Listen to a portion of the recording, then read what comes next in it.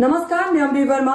उत्तर प्रदेश और उत्तराखंड की आवाज को समाचारों के माध्यम से सशक्त बनाने वाले टुडे 24 न्यूज उत्तर प्रदेश उत्तराखंड में आपका स्वागत है। तो चलिए आगे बढ़ते हैं कुछ खास खबरों की तरफ। भाजपा नेता शहजाद पूनावाला ने कहा, ये दुर्भाग्यपूर्ण बात है कि INDI गठबंधन खासकर कांग्रेस और तृणमूल कांग्रेस हमेशा एक वोट बैंक को साधने के लिए लगातार उनके सामने नतमस्तक होती रही है। अब तो बंगाल हाईकोर्ट का आदेश भी आ चुका है। PM मोदी INDI गठबंधन के नेताओं से लगातार पूछ रहे हैं कि क्यों वे लिखकर नहीं देते कि धार्मिक आधार पर आरक्षण नहीं दिया जाएगा।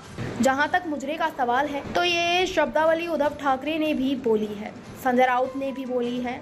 आज जब PM मोदी ने पर्दाफाश किया है तो इन सब लोगों को सारी चीजें याद आ रही हैं। देखिए, ये दुर्भाग्यपूर्ण बात है कि इंडी अलायंस खास करके कांग्रेस और तृणमूल कांग्रेस ये हमेशा एक वोट बैंक को साधने के लिए, उस वोट बैंक का वोट लेने के लिए लगातार उनके सामने नतमस्तक होती रही है और संविधान को तार तार करती रही है।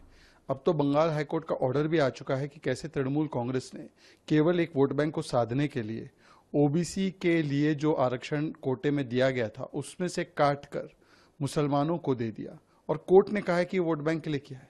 कोर्ट ने इसको असंवैधानिक कहा है और मोदी जी लगातार पूछ रहे हैं इंडी अलायंस के नेताओं से कि क्यों लिखकर नहीं देते आप कि धार्मिक आधार पर आरक्षण नहीं दी जाएगी, SC ST OBC कोटे से नहीं दी जाएगी, क्योंकि कांग्रेस ने भी ये पूर्व में किया है। क्या उन्होंने कर्नाटका में नहीं किया, तेलंगाना आंध्र प्रदेश में नहीं किया, केंद्र में इसकी बात नहीं की थी जब उनकी UPA की सरकार थी।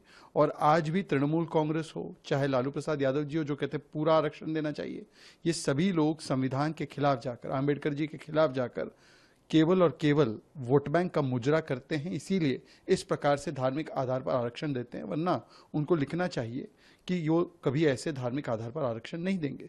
जहां तक मुजरे का सवाल है तो ये शब्दावली उद्धव ठाकरे जी ने भी बोली है, ये शब्दावली संजय राउत ने भी बोली है।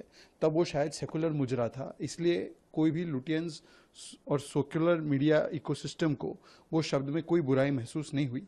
आज जब मोदी जी ने पर्दाफाश किया है तो आज इन सभी लोगों को सारी चीजें याद आ रही है।